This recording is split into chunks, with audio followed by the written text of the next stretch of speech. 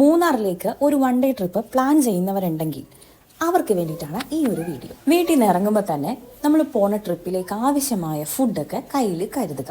അത് ലഞ്ച് ആയിക്കോട്ടെ, സ്നാക്ക് ആയിക്കോട്ടെ, ഈവൻ ഡിന്നർ വരെ വേണമെങ്കിൽ കയ്യിൽ കരുതാം. ചപ്പാത്തിയോ പൂരിയോ അങ്ങനെ എന്തെങ്കിലുമൊക്കെ വെച്ചാൽ മതിയല്ലോ. ഞങ്ങളിതൊന്നും കൊണ്ടുപോയില്ലായിരുന്നു. കുറച്ച് ഫ്രൂട്ട്സ് മാത്രമേ കയ്യിൽ കരുതിയിട്ടുണ്ടായിരുന്നുള്ളൂ. അതുകൊണ്ട് തന്നെ പോകുന്ന വഴിക്ക് കുണ്ടല ഡാമിനോട് ചേർന്നുള്ള ഒരു ഫോട്ടോ പോയിന്റിൽ വെച്ചാണ് ഫുഡ് കഴിച്ചത്.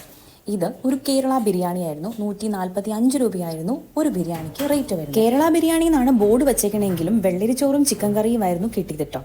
ബിരിയാണി എന്ന പേരിൽ വേണമെങ്കിൽ കഴിക്കാം, പക്ഷെ 145 രൂപയ്ക്ക് അത് വർത്താണോ എന്ന് ചോദിച്ചാൽ ഒന്നുമില്ല. ഇതുപോലെ ഈ മൂന്നാറിന്റെ പല ഏരിയയിലും ചെറിയ ചെറിയ കടകളുണ്ടാവും. അത് മാത്രമായിരിക്കും ഫുഡിന് നിങ്ങൾക്ക് ആശ്രയിക്കാൻ പറ്റുന്ന ഏക ഒരു സ്പോട്ട് എന്ന് പറയുന്നത്. അല്ലാത്ത പക്ഷം ടൗണിലേക്ക് ചെന്നാൽ മാത്രമാണ് ഹോട്ടലുകളും അതുപോലെ തന്നെ കടകളൊക്കെ ഉള്ളൂ.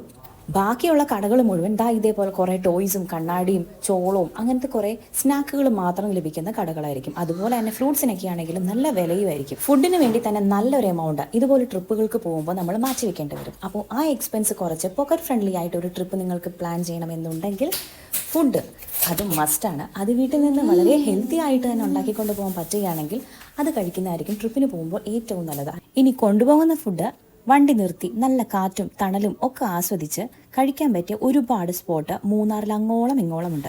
പിന്നെ കഴിക്കുന്ന ഫുഡിന്റെ വേസ്റ്റ് അവിടെ ഒന്നും ഇടാതിരിക്കാൻ ശ്രദ്ധിക്കണം. ഒരുപാട് മൃഗങ്ങളൊക്കെ ഉള്ളതല്ലേ, അവരുടെ ആരോഗ്യം കൂടി നമ്മൾ പരിഗണിക്കണമല്ലോ.